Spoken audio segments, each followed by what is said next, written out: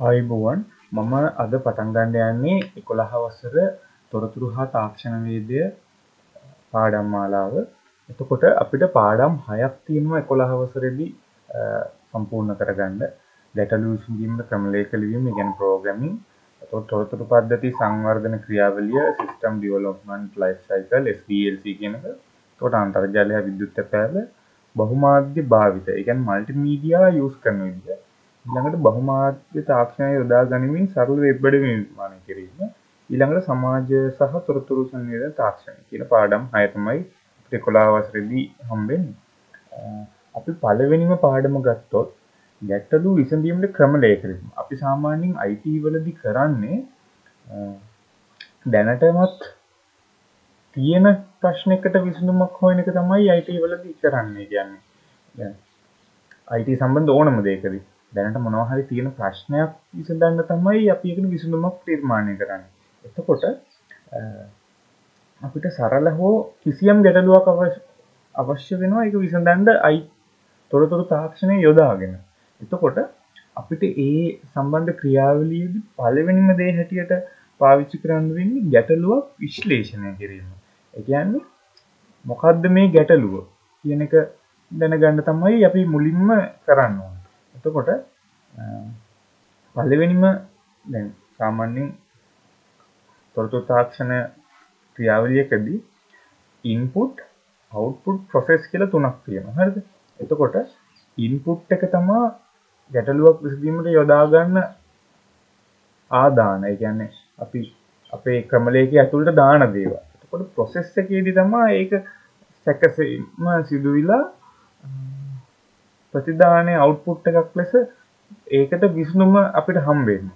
එතකොට ගැටලුවක් විශ්ලේෂණය කරද්දී ඒව අනුපිළිවෙලකට කරන්න ඕනේ. ඒ කියන්නේ මුලින්ම ඉන්පුට් එක, ඊළඟට ප්‍රොසෙස් එක, ඊළඟට අවුට්පුට් එක. එතකොට අපි මෙතන ප්‍රශ්න තුනක් ගැන කතා කරලා තියෙනවා. අපි මේ ගමු රසවත් ඒකෝපය පිළිවෙල කිරීම. එතකොට අපේ තේකෝපය පිළිවෙල කරන්න ආදාන හැටියට අපි ගන්නෙ තේකොළ, සීනි, උණු ජලය. මේවා නිකන් රෝ මැටීරියල්ස්, අමුද්‍රව්‍ය. එතකොට ඒක ක්‍රියාවලියකට ලක් කරාම තමයි ඒකෙන් රසවත් තේකෝපය කියන එක එළියට එන්නේ. එතකොට දැන් අපිට තේකෝපයක් ඕනේ. ඒක තමයි ප්‍රශ්නේ. ඒක තමයි අපිට විසඳුමක් අවශ්‍ය වෙලා තියෙන ප්‍රශ්නේ. එතකොට අපි ආදාන හැටියට තේකොළ, සීනි, උණු ජලය කියන එක දෙනවා. එතකොට ඊට පස්සේ මෙන්න මේ ක්‍රියාවලියට ලක් වෙනවා. තේකොළ පෙරණයට මොම තේ හදන ක්‍රියාවලිය. ඒකවල දැන් තමයි දන්නවනේ. ඊට පස්සේ ප්‍රතිදානයේ හැටියට අපිට රසවත් තේකෝපයක් හම්බ වෙනවා. ඔන්න ඕක තමයි සාමාන්‍යයෙන් ගැටලුවකදී ඒකට විසඳුමක් හැටියට අපි යොදාගන්නේ. ඒක තේකෝපය සාමාන්‍යයෙන් සිම්පල් ඔයාලට මුලින්ම තේරුම් කරලා දෙන්න පාවිච්චි කරන උදාහරණයක්. සාමාන්‍යයෙන් ලේසි උදාහරණයක් හැටියට ඊළඟට ගන්න පුළුවන් මෙන්න මේ ත්‍රිකෝණාශ්‍රයක වර්ගඵලය. එහෙම නැත්නම් සංඛ්‍යා දෙකක එකතුවක් සිදුවීම. එතකොට අපි ප්‍රෝග්‍රෑමින් මුල් අවධියේදී සාමාන්‍යයෙන් ළමයෙකුට දෙන්නේ මෙන්න මේ වගේ එකක් මොනවා හරි ලැන්ග්වේජ් එකකින් කරන්න කියලා. එතකොට සංඛ්‍යා දෙකක එකතුව සෙවීම. මුලින්ම අපි දෙන්න ඕනේ සංඛ්‍යා දෙක. හරිද? ඊළඟට ක්‍රියාවලිය ඒක තමයි මෙතන ලොකු වැඩේ. ක්‍රියාවලියේදී සංඛ්‍යා දෙක එකතු කරනවා. අපි සංඛ්‍යා දෙක වෙන වෙනම තියාගෙන ඒ දෙක එකතු කරලා ඒකේ උත්තරේ එක තැනකට අරගෙන අන්න එහෙම ක්‍රියාවලියක් තියෙනවා එතන. ඒ ක්‍රියාවලිය තමයි සංඛ්‍යා දෙක එකතු කිරීම. ඊළඟට ප්‍රතිදානය අවුට්පුට් එක සංඛ්‍යා දෙකේ එකතුව. සාමාන්‍යයෙන් මෙන්න මෙහිමයි. අපි දැන් ගත්තොත් අපි කොටස් තුනකට ඔක් ගන්න. මෙන්න මෙහෙම. input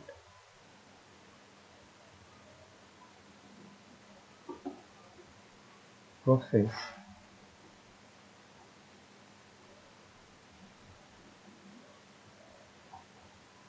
output. සාමාන්‍යයෙන් හැම තැනදීම මෙන්න මේ ක්‍රියාවලිය අවශ්‍ය වෙනවා. ඒ කියන්නේ මේ ක්‍රියාවලිය නැති තැනක් නැහැ සාමාන්‍යයෙන්. කියන්නේ අවුට්පුට් එක දීලා ඉන්පුට් එක ගන්නවා එහෙම කියලා නැහැ ගොඩක් වෙලාවට. මෙන්න මේක තමයි නිතරම යූස් වෙන්නේ. මම හිතනවා ඒක අමාරු දෙයක් නෙමෙයි කියලා තේරුම් ගන්න. ඊළඟට ගැටලුවක් සඳහා විසඳුම් එකකට වැඩියෙන් පවතිනවා. හරිද? එතකොට අපි මොකද කරන්නේ?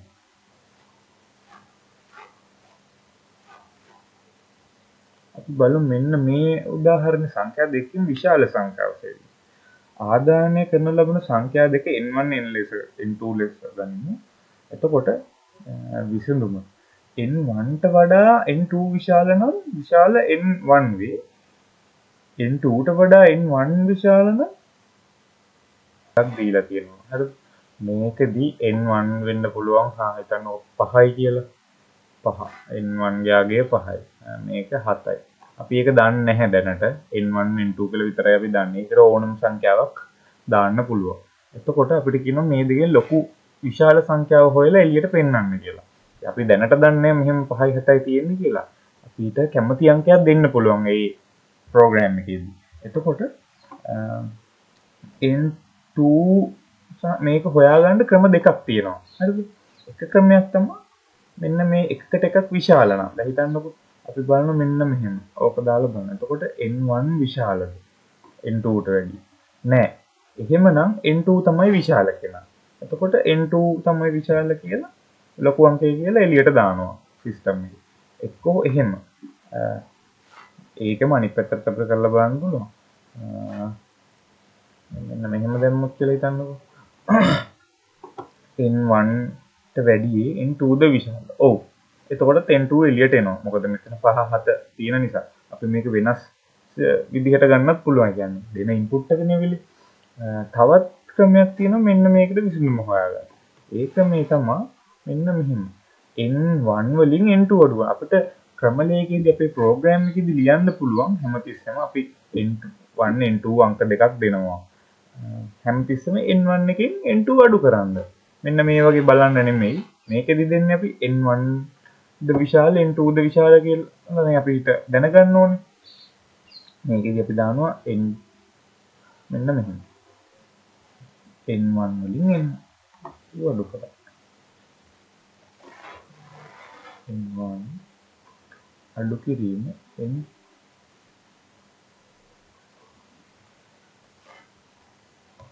මේක වෙන තැනකදී n1 වලින් අඩු කරනවා n2. එතකොට අපි කලින් උදාහරණයම ගමු 5 7. එතකොට මෙහිම අඩු කරාම උත්තරේ එන්නේ ඍණ 2යි කියන එක. එතකොට ඒ කියන්නේ ඍණ ගාණක් ආවොත් බිඳුවට වැඩිය අඩු ගාණක් ආවොත් විශාල අංකය තමයි n2 කියන විදිහට අපි අපේ ක්‍රමලේඛය සකස් කරලා තියෙනවා. අපේ ප්‍රෝග්‍රෑම් එක ලෑස්ති කරලා තියෙනවා. එහෙම නැතුව ධන ගාණක් ආවොත් n1 තමයි විශාල එක කියලා මේ අපි ප්‍රෝග්‍රෑම් එකට ලියනවා. හිතන්නකො මෙතන 7 තිබ්බා කියලා. මෙතන 5 තිබ්බා. එහෙම වුණොත් එන්නේ n ධන මෙහෙම අඩු කරාම එන්නේ ධන දෙකක් නේ. එතකොට n1 තමයි විශාල. ඔන්න ඔය වගේ අපි කලින්ම ඒක ලෑස්ති කරලා තියෙනවා. එක විසඳුමකට අපි කියන්නේ විශාල සංඛ්‍යාව හොයාගන්න විසඳුම් දෙකක් තියෙනවා. මෙන්න මේ ගානෙදි. හරිද? ඒක ඉදිරියේදී ඔයාලට ප්‍රෝග්‍රෑම්ස් ලියද්දී ඔය ගැන වැඩිදුර අධ්‍යයනය කරගන්න පුළුවන්.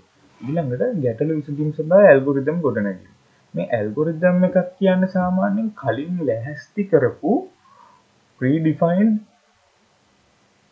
set of instructions කියලා කියන්නේ. කලින් ගැටලුවක් විසඳීම සඳහා අනුගමනය කරන පියවර දැක්වීමේ ක්‍රමය. කියන්නේ අපි ඇල්ගොරිතම් එකක් සාමාන්‍ය ඇල්ගොරිතම්ස් වර්ග ගොඩක් තියෙනවා. ඇල්ගොරිතම් එකේදී මෙන්න මෙහෙම කරන්න කියලා අපිට නිකන් කලින් ලෑස්ති කරපු පියවර සෙට් එකක් තියෙනවා.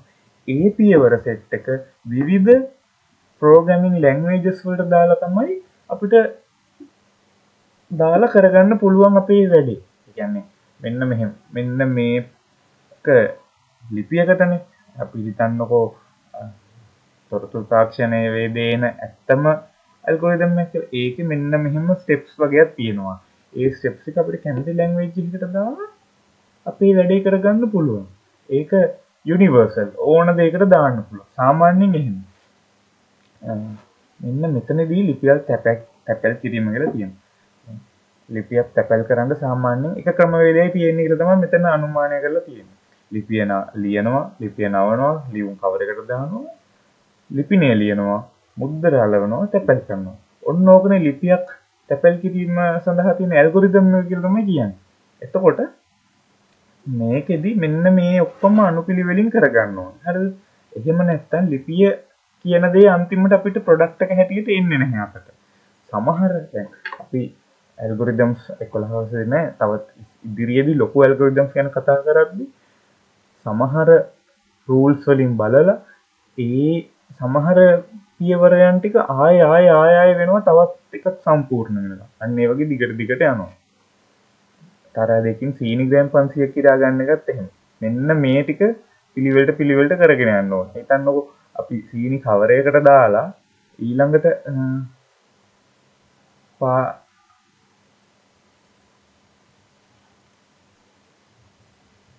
සීනි ග්‍රෑම් 500ක් තෝරගන්න ඕනේ.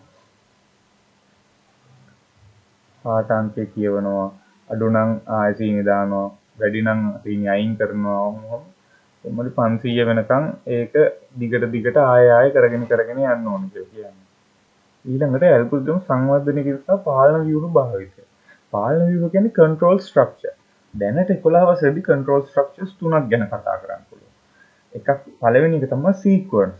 ඊළඟ තමයි selection.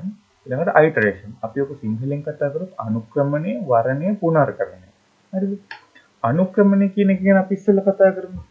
අනුක්‍රමණය කියන්නේ ඇල්ගොරිතම් එකක පිහිටි පියවර කිහිපයක් හෝ සියල්ලම ආරම්භක පියවර සිට අවසාන දක්වා එක එල්ලේ අනුපිළිවෙලින් ක්‍රියාත්මක කිරීම. හිතන්නකෝ පඩිපෙළක් නගින එක. පඩිපෙළක් නගිද්දී අපිට පළවෙනි පඩිය නම් 10 වෙනි පඩියට එකපාර යන්න බෑ. 1 2 3 4 ඔහොම හිමිට නැගගෙන යන්න ඕන. ඉස්කෝලේදීත් එක වසරේ ඉඳලා කෙලින්ම 8 වසරට විතර යන්න බෑ. එක වසරේ 2 වසර මොමම 11 වසරට තමයි යන්නේ. සාමාන්‍යයෙන් අනවශ්‍ය පියවර නැතුව තනි කෙලින් යන එක තමයි අනුක්‍රමණය සීක්වන්ස් කියන්නේ. ඒ කියන්නේ අපි දැන් මෙන්න මෙතන කතා කරේ මෙන්න මේක සීක්වන්ස් එකක්. එක කරන්න ඕනේ, දෙක කරන්න ඕනේ, ඊළඟට පහ කරන්න බෑ. ලිපිය නැවුව ගමන් මුද්‍රය යලවන්න බෑ. පිළිවෙලට කරන් යන්න ඕනේ. ඒක තමයි සීක්වන්ස්. එහෙම නැත්නම් අනුක්‍රමණය කියන ඇල්ගොරිතම් එක. අවශ්‍ය වෙන පාලන ව්‍යුහය. ඊළඟට වරණය කියන එක. වරණය කියන්නේ සිලෙක්ෂන්ස්. සිලෙක්ෂන්ස් කියන්නේ මෙහෙම. අපි ඒ control structure එකේදී තෝරනවා. මොකක් හරි කොන්දේසියක් දාලා ඒ කොන්දේසිය හරිනම් මෙහෙම නැත්තම් මෙහෙම. ඔන්න ඔහොම අර ඒ කොන්දේසියේ විදිහට තමයි ඒ control structure එකේදී ඇල්ගොරිතම් එක හැසිරෙන්නේ. ඇල්ගොරිතම් එක ඇතුළත් කොන්දේසියක් තෘප්ත වීම හෝ නොවීම අනුව ක්‍රියාත්මක කළ යුතු පියවර කුමක්ද යන්න තීරණය වන අවස්ථාවක් වර්ණය ලෙස හැඳින්වෙනවා. මෙහෙම ගන්නකො. පළමු ශ්‍රේණියට දරුවෙකු ඇතුළත් කිරීම.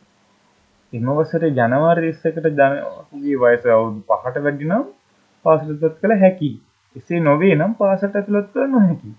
එහෙම නැත්නම් විෂයක් සමත් වීම.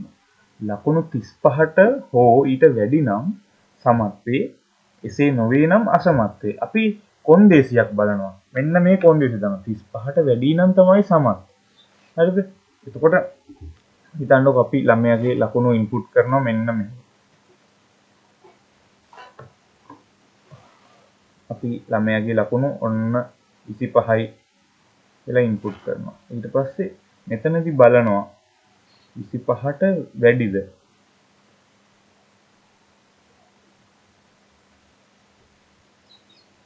25ට වැඩි නම් 25 අපි 35ට වැඩිද බලන්න. 35ට වැඩි නම් එයාට පාස් කියන එකට යන්න පුළුවන්. හැබැයි 35ට අඩු නම් එයා යන්නේ ෆේල් පැත්තට. එතකොට මේ අපි දැන් මේ n කියන වේරියබල් එකට දාපු ළමයාගේ ලකුණු 25යිනේ. එතකොට ඒ ළමයා වැටෙන්නේ ෆේල් පැත්තට. මොකද 35ට වැඩිය අඩුයි n. එතකොට යන්නේ මෙන්න මේ පැත්තට. එතකොට ඒ ළමයා ෆේල්. ඔන්න ඕක තමයි වරණය කියන කන්ට්‍රෝල් ස්ට්‍රක්චර් එකේදී වෙන්නේ. ඒ කියන්නේ කොන්දේසියක් බලලා ඒක හරිනම් වැදනම් එහෙම. ඊළඟට පුනර්කරණය. පුනර්කරණය කියන්නේ මෙහෙම. ඇල්ගොරිතම් එක කොන්දේසියක් තෘප්ත හෝ තෘප්තව පවතින තෙක්. පියවර හෝ පියවර කිහිපයක් නැවත නැවත සිදු වෙනවා. ඒ කියන්නේ මෙහෙම. අපි දැන් වෙනකම්ම මෙන්න මෙහෙම. කියවනවා ඊළඟ වචනේ එකක් එකතු කරනවා. කියවනවා. ඒතකොට හිතන්න මෙතන වචන 100ක් කියලා. වචන 100 වගේ වෙනවා. ඊළඟට කියනවා මෙන්න මෙහෙම. අන්තිමට කියනවා ඡේදයේ කියව අවසන් වූ විට වචන සංඛ්‍යාව ප්‍රකාශ කිරීම. එතකොට අන්තිමට අපි දානවා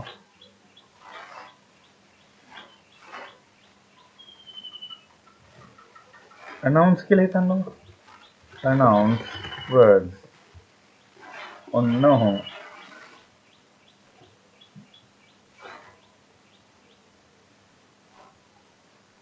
වචන සංඛ්‍යාව ප්‍රකාශ කිරීම. ඊට පස්සේ අපි මෙන්න මේ ක්‍රියාවලිය අවසන් කරනවා. ඒ කියන්නේ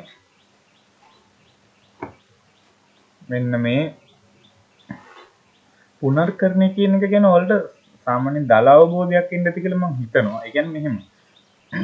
වැඩේ අවසන් වලතුරු නැවත නැවත මොනවා හරි කරන එක තමයි පුනර්කරණය කියලා කියන්නේ. අපි දැන් මේ ගැන කෙටි හැඳින්වීමක් ආය කරොත් එහෙම අනුක්‍රම කියන්නේ මුල ඉඳන් අගට පිළිවෙලට කරගෙන යනවා. වර්ණය කියන්නේ මොකක් හරි කොන්දේසියක් දාලා ඒ කොන්දේසිය තෘප්ත හෝ තෘප්ත නොවීම මත දෙපැත්තට යනවා. දෙකක්.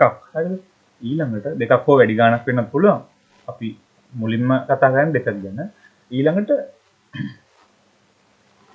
තියෙනවා පුනර්කරණය. පුනර්කරණය විතරන්නේ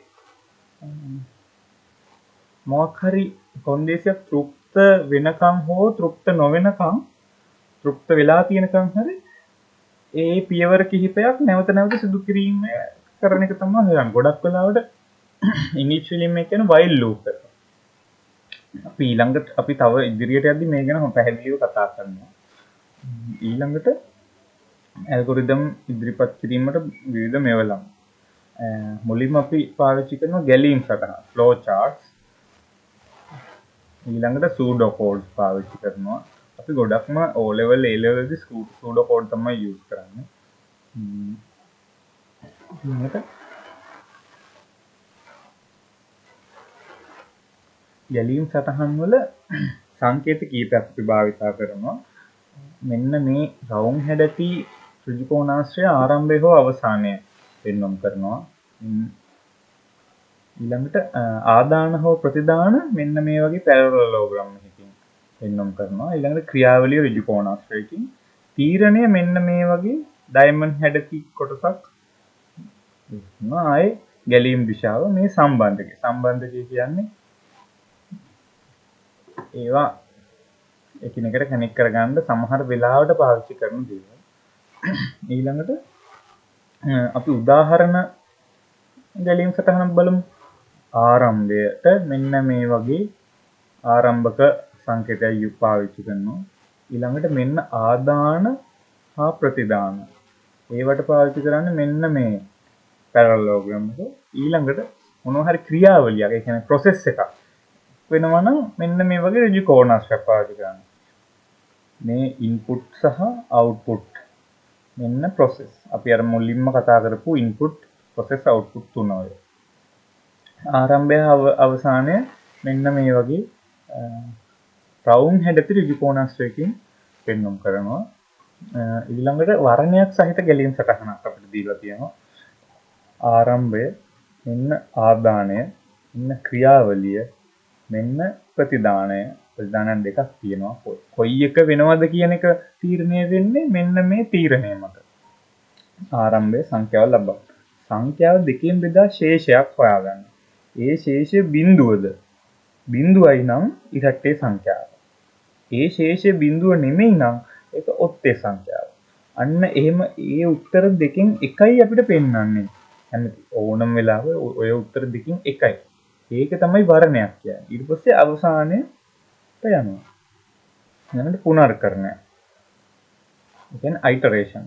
පුනර්කරණය සහිත ගැලීම් සටහනකදී වෙන්නේ ආරම්භය මෙන්න ක්‍රියාවලියක් තියෙනවා.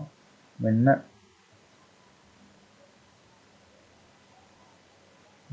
ආදානයක් තියෙනවා සංඛ්‍යාව n කියවීම. ඊළඟට ආය ක්‍රියාවලියක් තියෙනවා එකතුවට මෙන්න මේ n කියන සංඛ්‍යාව එකතු කරනවා. තවත් එකතු කරන්න සංඛ්‍යා තියෙනවද කියලා බලනවා. ඔව් නම් ආයෙ මෙන්න මේ මුලට ගිහිල්ලා ඒ සංඛ්‍යාව එකතු කරන් ආයෙ පියවර වෙනවා. ඔන්න ඔහොම තවත් සංඛ්‍යාවක් තිබේද කියන එක නෑ වෙනකම් මෙන්න මේ පියවරන් ටික අපහු වෙනවා. ඒක නෑ උන ගමන් එකතුව ප්‍රතිදානය කරනවා. එකතු වෙච්ච ටික අවුට්පුට් කරනවා. ඊළඟට අවසානය සඳහා යනවා. ඊළඟට අපි බලමු සූඩෝ කෝඩ්ස් ගැන.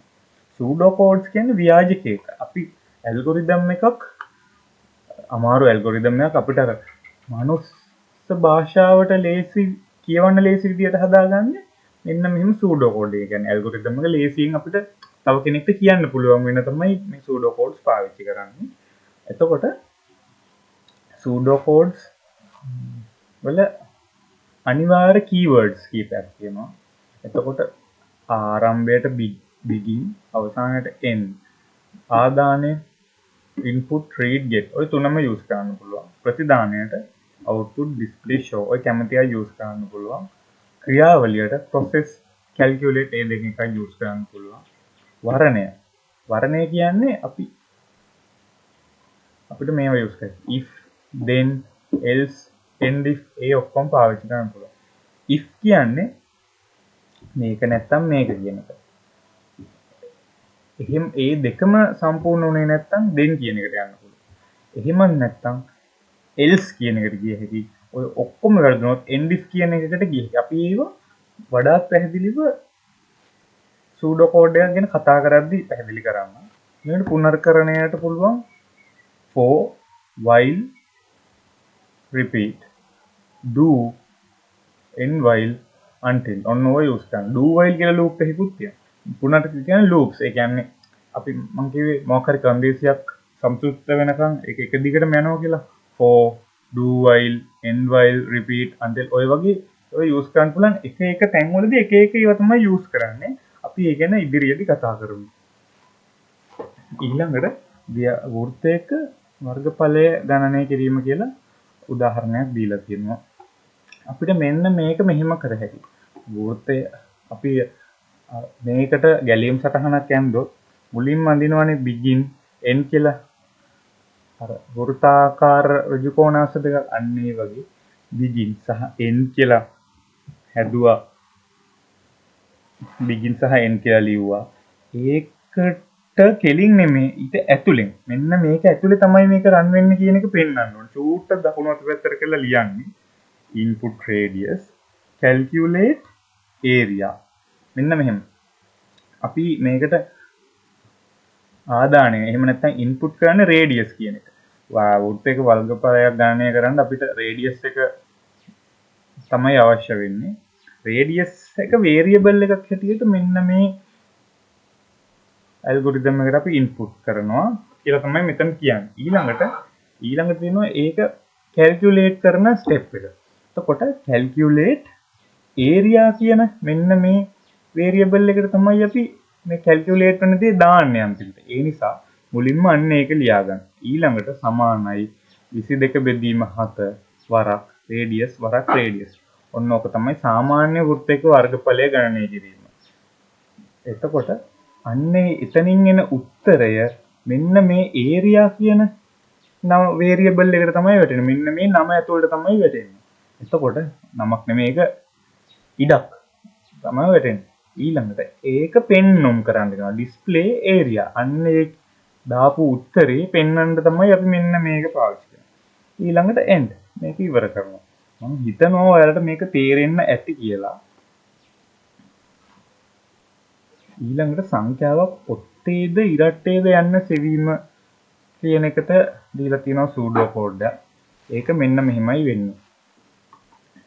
begin අපි අනිවාර්යයෙන්ම සූඩෝ කෝඩ් එකක් ලියද්දි begin කියන එක අනිවාර්යයෙන්ම දාන්න ඕනේ. කියන්නේ begin සහ end වලින් තමයි අපි දැනගන්නේ මේක පටන් ගන්නවා ඉවර වෙනවා.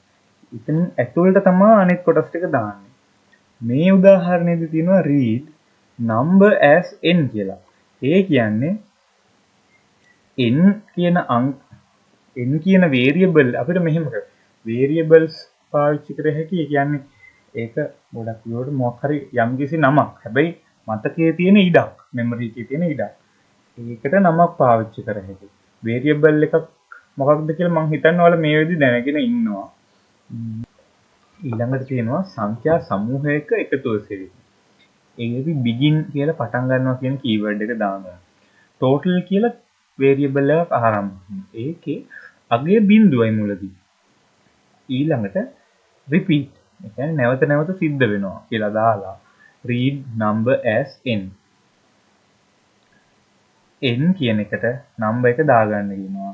ඊළඟට calculate කියන කීවර්ඩ් එක වල calculate එකේදී වෙන්නේ මෙන්න මේක කරන්න. මෙන්න මේ process එක කරන්න. process කියන්නේ මේ සැකසුම කරන්න කියලා තමයි එතන කියන්නේ. total කියන variable එකට දැනට තියෙන total එක සහ n කියන එක එකතු කරන්න කියලා තමයි කියන්නේ. හරිද? එතකොට දැනට total එක 0යි. n කියන පළවෙනි n කියන අංකය කියලා හිතන්නකෝ 2යි කියලා. මෙතන 2 එකතු වෙනවා total එකට. එතකොට අලුත් total එක මෙන්න මේක 2 වෙනවා. ඊළඟට ආය පාරක් නේද? ඊළඟට තියෙනවා until numbers are over. number ටික ඉවර වෙනකම්ම එහෙම යන්න එක. සංඛ්‍යා සමූහයක් නේ අපි තෝරන්නේ. එතකොට ඊළඟ පාර දැන් මේ අපහු මෙන්න මෙතෙන්ට එනවා කියලා හිතන්නකො. දැන් total එක 2යි මෙතන. හරිද? මෙතනත් 2යි. ඊළඟ අංකය 3 කියලා හිතන්නකො. එතකොට 2යි 3යි එකතු වෙලා මෙන්න මේ පැත්තට සමාන කරනවා. මෙන්න මේ වේරියබල් එකට ඒ එකතු වෙච්ච අගය දෙනවා. එතකොට මෙන්න මෙතන total එක 5 වෙනවා. ඊළඟට numbers are over කියලා හිතන්නකො. number ටික ඉවරයි. එතකොට until කියන එකේ ආයේ උඩට යන්නේ නැතුව until කියන එකෙන් පහළට එනවා. number ටික ඉවරයි. display total කියන අගය පෙන්වන්න. අගය 5 කියලා පෙන්නලා end කියන එකෙන් ඉවර වෙනවා. ඔන්න ඕක තමයි සංඛ්‍යා සමූහයක එකතු සෙවීමේ සූඩෝ කෝඩ් එක. ව්‍යාජකේතේ. ඊළඟට අංක 10ක එකතුව සහ සාමාන්‍ය සිත්. begin. සාමාන්‍යයෙන් මෙන්න මෙහෙම දැන්. මෙන්න මෙහෙම තියෙනවා නම් value 20යි කියලා හිතන්නකෝ. මෙන්න මේ 20 කියන අගය මෙන්න මේ විචල්්‍ය මෙන්න මේ variable එකට add කරනවා කියලා තමයි. ඊළඟට තියෙනවා සංඛ්‍යා 10ක එකතුව සහ සාමාන්‍ය සෙවීම. උදාහරණයක්. එතකොට මේකේ begin කියලා පටන් ගන්නවා. total සමාන කරලා තිනවා බිඳුවට. ඒ කියන්නේ total කියන එකේ අගය display කරොත් පෙන්නුවොත් බිඳුව තමයි play වෙන්නේ. පෙන්වන්නේ. ඊළඟට average එකත් average විචල්‍යයත් බිඳුවයි. n කියන විචල්‍ය අංක 1යි. ඊළඟට තියෙනවා මෙන්න මෙහෙම. while n කුඩයි හෝ සමානයි 10 අවස්ථාවේදී විතරයි මෙන්න මේ පොලිම් තුන රන් වෙන්නේ. ඒ කියන්නේ n කියන අගය 10 වෙනකන් විතරයි මෙන්න මේකෙදි රන් වෙන්නේ. තව මෙතන පොඩි සිද්ධියක් කියන්නේ මෙන්න මෙහෙම මේ කොටස විතරක් කුඩයි හෝ සමානයි කියලා සලකුණ විතරක් තිබ්බොත් ඒ 10 දී මෙන්න මේක රන් වෙන්නේ නැහැ. කුඩයි හෝ සමානයි සහ සමානයි කියන එකක් තිබ්බොත් විතරයි අංක 10 වුණහමත් මෙන්න මේක රන් වෙන්නේ. ඒක හොඳින් මතක තියාගන්න ඕනේ. ඉදිරියට ගොඩක් ඒක ඕන වෙන දෙයක්. ඔතනින් සමහර ප්‍රශ්නවලදී ඔන්න ඔතනින් ඔයාලට පටලවන්න ඉඩ තියෙනවා. A level ප්‍රශ්න, O level ප්‍රශ්නවලදී. මම කියනවා මෙන්න මෙහෙම n වල තියෙන විචල්්‍යයේ අංකය අගය 10 හෝ 10ට අඩු වෙන අවස්ථාවලදී විතරයි මෙන්න මේක රන් වෙන්නේ. ඒ කියන්නේ එකේ දැන් අපි මෙන්න මෙතන පටන් ගන්න n 1යි කියලා දීලා 1 2 3 4 5 6 7 8 9 10 ඔන්න ඔය අවස්ථාවලදී විතරයි ඕක රන් වෙන්නේ. මෙන්න මෙහෙම. ඊළඟට කියනවා දැන් ඔන්න n 1යි නේ. හින්දා මේක රන් වෙනවා. හරිද? ඊළඟට කියනවා read number. හරිද? number කියන එක කියවන්න ගන්න. calculate total equal total plus number. ඒ කියන්නේ number කියන එක input හැටියට ගන්නවා. හරිද? ඒ input ගත්තු number එක මෙන්න මේ process එකට ලක් කරන්න කියනවා. process එක තමයි total කියන එකට මෙන්න මේ number එක එකතු කරනවා. ඒ එකතු කරද්දී අපි ලියන විදිහක් තියෙනවා. pseudo code සාමාන්‍යයෙන් මෙහෙම number plus total කියලා ඉවර කරන්න බෑ. හරිද? ඒ කියන්නේ මෙන්න මෙහෙමයි ලියන්නේ. අනිවාර්යෙන් pseudo code එක ලියද්දී මෙන්න මේ විදිහට ලියවෙන්නයි ඕනේ. අපි අවසානයේදී කොයි විචල්යටද මේක සේව් කරන්න කියන එක මෙන්න මෙහෙම මුලින් ලියනවා. දැන් අපි total කියන විචල්යටද මේක සේව් කරන්නේ. හරිද? ඒක මුලින්ම ලිව්වා. ඊළඟට සමානයි.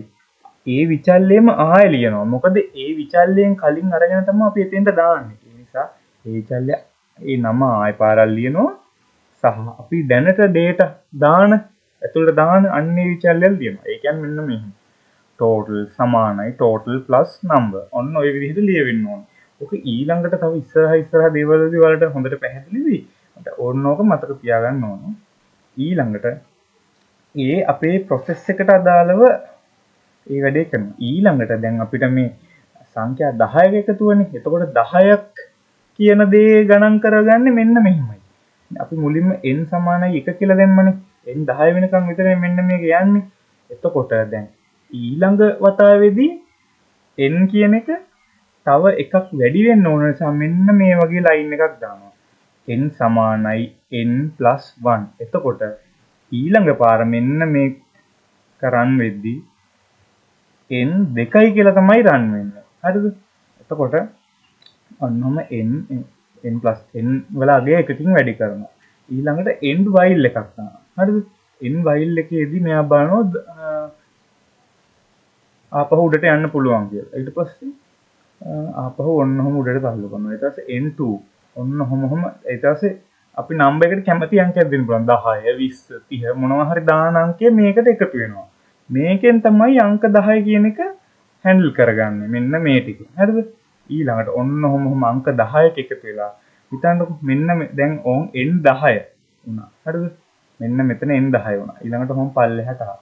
මෙතනින් n වලට තව එකක් එකතු කරාම n11 වෙනවනේ. එතකොට මෙන්න මේ රවුම ආයෙ පාරක් වෙන්න යද්දී මෙයා කියනවා n10ට වැඩි. ඒ නිසා ආපහු මෙහෙට යන්න දෙන්න බෑ. කියලා end while එකට යනවා. එතකොට end while එක කියන්නේ end while එක ඉවර කරන තැන. හරිද? n11 වෙච්ච ගමන් මෙන්න මේ රවුම ආයෙ පාරක් යන්න නොදී මෙන්න මෙහෙම end while එකට යනවා. ඊට පස්සේ end while එකට ආපුවම තමයි මෙන්න මේ ටික රන් වෙන්නේ. ඊපස්සේ කියනවා මෙහෙම. මෙන්න මේකත් process එකක්. මේ calculate අපි කියවනේ එක එක keywords දාන්න පුළුවන් කියලා. calculate process මේ examples වලදී ගොඩක්ම calculate කියන එක තමයි පාවිච්චි කරලා තියෙන්නේ. calculate average කියලා දෙනවා. average කියන එකට තමයි අපි මෙන්න මේ average එක දාගන්නේ. average එක හදාගන්නේ කොහොමද? total බෙදීම n ඍණ 1. හරිද? n ඍණ 1 කියන්නේ කීයද? දැන් n වලගේ 11යි කියලා ඔයාලා දන්නවා. හරිද? මොකද මෙන්න මෙතනින් n 10 වුණාට පස්සෙත් n වලට එකක් එකතු වුණානේ. ඒ නිසා අපි දාන්නේ n ඍණ 1 කියලා. මොකද හැමතිස්සෙම අපි තේරුම් ගන්න ඕන දෙයක් තමයි n 10න් නෙමෙයි මේක නවතලා තියෙන්නේ. n 11න් කියන එක. එතකොට මේ total සම්පූර්ණ ගාන සංඛ්‍යා 10 එකතුව 11න් බෙදෙන්න ඉඩ තියෙනවා. අපි බෙදීම n කියලා දැම්මා. ඒ නිසා අපි දාන්නේ n ඍණ 1. මොකද අපි 10 නුයි එක බෙදා ගන්න. එහෙම නැත්නම් අපිට මේතන n ඍණ 1 වෙනකොට 10 කියලා වුණා දාන්න පුළුවන්. ඒක ප්‍රශ්නයක් නෑ. හැබැයි අපි දැන් මේක වෙනස් කරනවා කියලා හිතමු සංඛ්‍යා 100ක එකතුව ගන්න. එතකොට අපි හැමතිස්සෙම මෙන්න මෙතන 100 දාලා ආයෙ මෙතනත් 100 දාන්න ඕනේ. අපිට ඒක අමතක වෙන්න පුළුවන්. ඊට වැඩිය ලේසි මෙහෙම. 100 දැම්මා. මෙතන nම තිබ්බා. එතකොට 100ක් අංක 100ක එකතුවක් ගත්තොත් එහෙම ඔහොම වෙලා 101 වෙනවා. ඒ වුණාට මෙතන බෙදෙන්නේ 100න්. කොහොම හරි අපි ඒක ඔළුවේ තියාගෙන ඉන්න ඕනේ නිතරම ඔයාලා. ඔය වගේ දේවල් වලින් O level ප්‍රශ්න වලදී ඔයාලා පොඩ්ඩක් පටලවන්න පුළුවන්. එහෙම කරලා තියෙනවා. ඊළඟට display total සහ average. ඊට පස්සේ අන්තිමට total එක display කරනවා average එක ටෝටල් එක කියන්නේ මෙන්න මේ එකතු වෙච්ච ගාන. අර අංක 10ක එකතු වෙච්ච ගාන සහ ඇවරේජ් කියන්නේ අංක 10ක එකතු වෙච්ච ගානට බෙදීම 10. ළඟට n කියලා ඉවර කරනවා.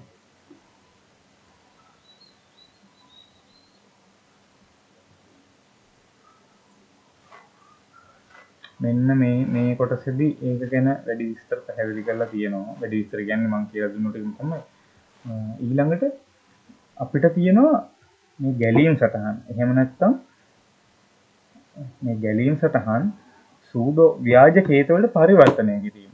දැන් ෆ්ලෝ charts සූඩෝ කෝඩ්ස් වලට හරවන එක. සාමාන්‍යයෙන් ෆ්ලෝ chart එක සූඩෝ කෝඩ් එකට හරවන එක ගොඩක් අමාරු නැහැ. ඒක සාමාන්‍යයෙන් ලේසි.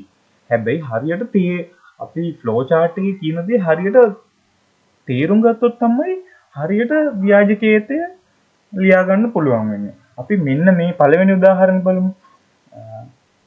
මෙන්න ආරම්භය තේ කෝප්පය තේ බෑගේ කෝප්පයට දැම්මේ. මෙන්න මෙතන ඔයාලට පේනවද මේ වෙලා තියෙන්නේ මොකක් හරි කොන්දේසියක් චෙක් කිරිල්ලක් කියලා. මේ කොන්දේසිය ඔව් නම් මෙහෙම යනවා නැත්නම් මෙහෙම යනවා. අන්න ඕක තමයි while loop එකක් කියලා අපි පැහැදිලි කරන්නේ. හරිද? අපි බලමු දැන් මේ පැත්ත ආරම්භය. මෙන්න මේක කෙලින්ම ආරම්භය කියලා begin කියලා ගන්න පුළුවන්. ඊළඟට මෙන්න මේක මොකක් හරි process එකක්. එතකොට put the tea bag in cup. ඔන්න ඔහම ඉංග්‍රීසි වලින් ලියමු.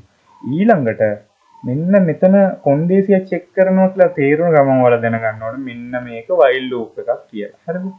ඒ කියන්නේ while loop එකකදී තමයි කොන්දේසිය. ඒ කියන්නේ ඊළඟට පුනර්කරණය ඒ කියන්නේ while loop එක අවස්ථාවේදී while loop එක නෑ වුණොත් අවස්ථාවේදී වෙන දේ මෙන්න මෙහෙම ඇතුලෙන් දානවා. හරිද? while loop එක ඔව් වුණොත් වෙන දේ මෙන්න මේකට එළියෙන් දානවා. හරිද? එතකොට ජලය උණු වී ඇද්ද? නැතනේ. නැතනම් ජලය උණු කරන්න. හරිද? එතකොට ජලය උණු කරන්න කියන එක උණු කිරීම කියන එක දාන්නේ මෙන්න මේ while loop එකෙන් ඇතුළට. boil water. ඊළඟට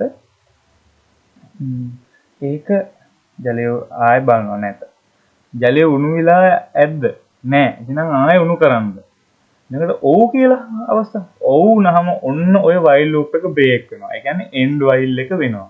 හරිද? end while pour water in cup. කෝප්පයට ජලය වක් කරන්න. මේක ඔව් වුණාම ජලය කෝප්පයට වක් කරන්න කියනවා. හරිද? ඊළඟට ආයෙ තියෙනවා මෙතන while loop. එතකොට බලමු සීනි අවශ්‍යද? හරිද? while කියන එක sugar the needed කියලා දාන්න. හරිද? while එක sugar needed. සීනි ඕනේද? සීනි ඕනේ. එහෙනම් සීනි එක් කරන්න කලවම් කරන්න ආයෙ අහනවා සීනි ඕනේද? ඔව් නම් ආයෙ ඒකම කරනවා. නැත්තම් end while එකට ගියා අවසානයට ගියා. මම හිතනවා ඔයාලට මේක තේරෙන්න ඇති කියලා. එහෙම නැත්නම් කමෙන්ට් එකක් දාගෙන යන්නත් පුළුවන්. අසමාන සංඛ්‍යා දෙකක් අතරින් විශාල සංඛ්‍යාව සෙවීම. හරිද? ඔයාලට මේ ගැලීම් සටහන දැක්කහම මම හිතන්නේ සාමාන්‍යයෙන් දෙයක් තේරෙනවා ඇති. ආරම්භය පටන් ගත්තා ඊළඟට input හෝ output. මේ දෙකෙන් එකක් නේ තියෙන්නේ. input එක තියෙනවා මෙන්න මෙහෙම. n1 n2 සංඛ්‍යා දෙක ලබා ගැනීම. n1 n2 වඩා විශාලද? ඔව් නම් මෙහෙම. නැත්නම් මෙහෙම. හරිද? ඊළඟට විශාල සංඛ්‍යාව පෙන්වන්න. මොකක් හරි n1 ද ලොකු n2 ද ලොකු අහනවා මොකක් හරි විශාල එක පෙන්වන්න කියනවා. අවසානයේ වෙනවා. මෙන්න මෙහිමයි ඊගේ ගැලීම් සටහනක් තියෙන්නේ. begin. මෙන්න මෙහෙම read. يعني input එක දෙනවා n1 සහ n2 කියලා. ඊළඟට මෙන්න මේකේ if else statement එකයි යන්නේ. හරිද? if n1 is greater than n2. n1 ලොකුයි නම් n2 ට වැඩිය then n1 equal large. මෙන්න මේ large කියන variable එකට n1 කියන එකේ තියෙන අගය පාස් කරනවා. හරිද? n1 වල 5 තියෙනවා නම් අන්නේ 5 මේ large කියන එකට assign කරනවා. તો large කියන එකේ අගයත් 5යි. හරිද? else එහෙම නැත්නම් හරිද? මෙන්න මෙහෙම n1 ලොකු නැත්නම් n2 වෙන්න බැයි ලොකු. එහෙනම් n2 වල අගය large එකට පාස් කරන්න කියලා end if එකක් දානවා. if එක close කරනවා. ඊළඟට display large කියන එකේ තියෙන එක පෙන්වන්න. මේ දෙකෙන් කොයි එක වුණත් පෙන්වන්න කියන්නේ large එක. එතකොට large එකේ අගය පෙන්වනවා. විශාලම සංඛ්‍යාව පෙන්වලා ඉවරයි එතකොට. කුඩාම සංඛ්‍යාවටත් ওই වගේම දෙයක් තමයි වෙන්නේ. අපි ඒකත් බලමු. ආරම්භය කියලා පටන් ගන්නවා. ඊළඟට පළවෙනි ආදානය තියෙනවා සංඛ්‍යාව n ලෙස ලබා ගැනීම. ඊළඟට පළවෙනි process එක තියෙනවා ඒ n කියලා ලබාගත්තු සංඛ්‍යාව මෙන්න මේ min කියන variable එකට assign කරන එක. ඊළඟට count කියන එක 1යි කියලාම පටන් ගන්න තියෙනවා. මොකද මේක 10 වතාවක් count කරන්න ඕන නිසා තමයි ඒක එහෙම දාන්නේ. ඊළඟට ඊළඟ step එකේදී decision එකක් ගන්න. count එක 10ට වැඩිය අඩුයිද? ඔව්. එහෙනම් ප්‍රශ්නයක් නෑ. ආය සංඛ්‍යාව n ලෙස ලබා ගන්න. මොකද මේක ඇතුලේ කරන්න තමයි මේ මෙන්න මේ loop එක ඇතුලේ මේ while එක ඇතුලේ මේ කියන්න තමයි මේ එහෙම ඇතුලේදී input එකක් ගන්න. ඊළඟට අපි පළවෙනි input එකට දෙනවා කියලා හිතමුකෝ 10 කියලා. ඔන්න 10 කියලා දුන්නා. හරිද? එතකොට මෙන්න මේ min කියන එක 10. දැනට තියෙන අවම සංඛ්‍යාව 10යි කියන්නේ. හරිද? ඊළඟට ආය සංඛ්‍යාව ලෙස n ලබා ගන්න. එතකොට අපි දෙනවා 9 කියලා. ඊට පස්සේ මෙන්න මෙතනදී බලනවා මෙන්න මෙතෙන්ට 10 දාලා මෙන්න මෙතෙන් 9 දාලා බලනවා. මෙහෙම දාපුවම n ට වැඩි min විශාලද? ඔව්. එහෙමනම් min කියන එකට අලුතෙන් එකතු කරනවා මෙන්න මේ n වල තියෙන අගය. ඒ කියන්නේ min වල තියෙන දැන් තියෙන 10යි. ඒක අයින් කරලා 9 කියන මෙන්න මෙතන තියෙන 9 මෙන්න මෙහෙම min වලට assign කරනවා. ඒ කරලා ඔව් ඉස්සරහට ඔන්න ඔහොම යනවා. එතකොට count එක 2 කියලා එක වතාවක් මෙන්න මේක සිද්ධ වෙලා මෙන්න මේ process එක සිද්ධ වෙලා count එක 2 වෙනවා. ඊළඟට count එක 10ට වැඩිය ඔව්. ඊළඟ සංඛ්‍යාව n ලෙස ලබා ගන්න. අපි මෙතෙන්ට ආයෙ පාරක් 10 දුන්නා කියලා හිතමු. එහෙම වුණොත් මෙන්න මෙතන n ලෙස ලබාගත්තු සංඛ්‍යාව මෙන්න මෙතනට දානවා 10 කියලා. දැන් මම අලුතෙන් දුන්නේ 10. කලින් අපි දැම්මේ 9. ඒක min වල තියෙනවා. ඔන්න ඔහම දැම්මොත් 10ට වැඩිය 9ට වැඩිය විශාලයි 10 කියන මෙන්න මේ සීන් එකේදී මේක වැරදි කියලා වෙනවනේ නැත. අන්න එහෙනම් කිසිම දෙයක් වෙන්නේ දැනටත් තියෙන අවම සංඛ්‍යාව min කියන අවම සංඛ්‍යාව 9යි කියලා ඉස්සරහට යනවා. count එක එක වතාවක් ඔන්න ඔහොම count එක 10 මෙන්න මේ count කියන එක 10 වෙනකම්ම මෙන්න මේක 10 වෙනකන් නෙමෙයි යන්නේ ඇත්ත වශයෙන්ම 9 වෙනකන් යන්නේ. count කියන එක 9 වතාවක් මෙන්න මෙහෙම වෙනකන් ගිහිල්ලා count කියන එක මෙයා බලනවා count කියන 10ට වැඩිය අඩුයිද? එක තැනකදී නෑ වෙනවා. අන්නේ නෑ වුණාම min වල තියෙන අගය ප්‍රතිදානය කරන්න කියලා. එතකොට ප්‍රතිදානය කරනවා අවසානයට යනවා. එතකොට අපි ගහපු අංක 10න් දැනට තියෙන අවම අංකය තමයි ඔන්නතනින් පින්නම් කරන්නේ. අපි ඒක මෙන්න මේ විදිහට සූඩෝ කෝඩ් එකකට දානවා.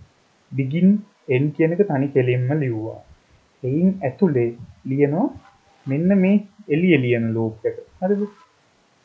එළියන ලූප් එක මෙන්න input number as n. අපිට මේව කැමති විදිහට ලියන්න පුළුවන්. අපි ලියන්නේ මේ විදිහට ලියන එක හොඳයි. හරිද? input number as n min assign to n count 1 ඊළඟට ඔන්න while loop එක දානවා. මෙන්න මේ while loop එක. හරිද? while count එක 10ට වැඩිය අඩුවෙන් තියෙන වෙලාවෙදී තමයි මෙන්න මේ ටික run වෙන්න ඕනේ කියලායි අපි මෙන්න මේකෙන් දාන්නේ. එතකොට මෙන්න මේක දාපුවම count එක 10ට වැඩිය අඩු අවස්ථාවේදී තමයි මෙන්න මේ ටික run වෙන්නේ. හරිද? එතකොට input number as n ආයෙ පාරක් n ගන්න මෙන්න මේකේ if n less than min then min equal n මෙන්න මේ සීන් එක තමයි මෙන්න මේ කොටසදී කරන්නේ. හරිද? ඊළඟට ඔන්න ඕක වෙන්න කියලා දානවා. මෙන්න මේ නැත කියන එක අපි මෙතනදී පෙන්වන්නේ නැහැ. ඒක නැතනම් ඉබේම නැත වෙනවා. හරිද? ඊළඟට end if එක දානවා. මෙන්න මේ if එක ඉවර කරනවා අපි මෙතනින්. ඊළඟට මෙන්න මේ count එක දානවා. මේ count එක තමයි මෙතනින් දාන්නේ. ඒ ඔක්කොටම එළියෙන් මෙන්න මේ මුලින් අපි දාපු මේ while කියන loop එක ඉවර කරනවා. ඒ while loop එක ඉවර වුණාට පස්සේ තමයි මෙන්න මේ print. මොකද ඔය ඔක්කොම දේවල් වුණාට ඔක තමයි අපිට 10 වතාවක් ගන්න වුණාට පස්සේ තමයි අපිට print එක අපිට අවශ්‍ය output එක ගන්න ඕනේ. හරිද? ඒ නිසා ඔය ඔක්කොටම එළියෙන් තමයි දාන්නේ print min කියන output එක. ඊට පස්සේ end එකකට යනවා. මම හිතනවා ඔයාලට මේක තේරුණා කියලා. අපි ඉදිරියේදී programs කීපයක් run කරලා බලමු. ඒ programs ඔය මේ තියෙන pseudo codes වලට අනුව මම රන් කරන්න. එහෙම කරාට පස්සේ ඔයාලට වැඩි දුර ඒ ගැන අවබෝධයක් ලබා ගන්න පුළුවන් වෙයි කියලා මම හිතනවා.